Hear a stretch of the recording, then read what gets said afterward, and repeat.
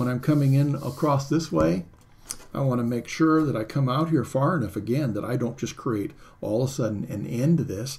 I want to fade it away just like I talk about with the patch.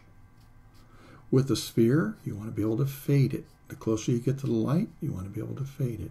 In this case, we just want to fade it away because we can emphasize them more depending on how far we're going to come out here with the value.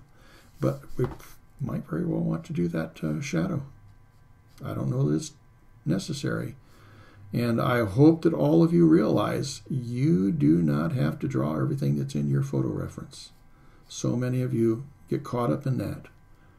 And that isn't always ideal at all, because not only do some things not translate into a piece of art that you might see in the photograph, but when you put it into a drawing, it just has a different balance.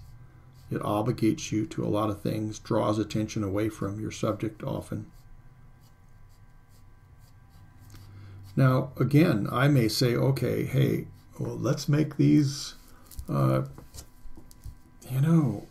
uniform and everything else, but I also like the irregularity of it to a degree. I just don't want it to get too carried away. You can see I'm starting to get some gain in there. If I'm not sure how far out I want to come, and I don't want that to be, accumulating like that and leaving the wrong impression, then I can come back and just gently take off enough value that I don't have the blotches as much. I don't have that looking very irregular. But there's always a place that will start looking like it needs to just have a little tap of value back, and suddenly it's something more believable. A lot of, again, even though this is very fine, this is a very fine weave, we still have a lot of variations on this, and it's great. Except I hope you can see it because we have that Mori pattern I keep talking about all the time.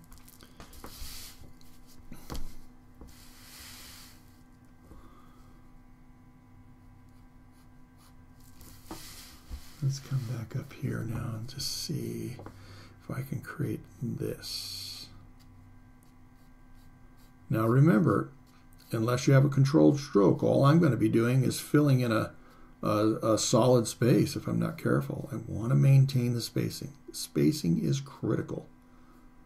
Otherwise, I'm not going to be able to have a variance in light and dark, even if I am able to go ahead and suggest a darker line, because you see the same things that I'm looking at, and maybe have a little gain here. It's because the lines got a little close together and there isn't so much white showing through.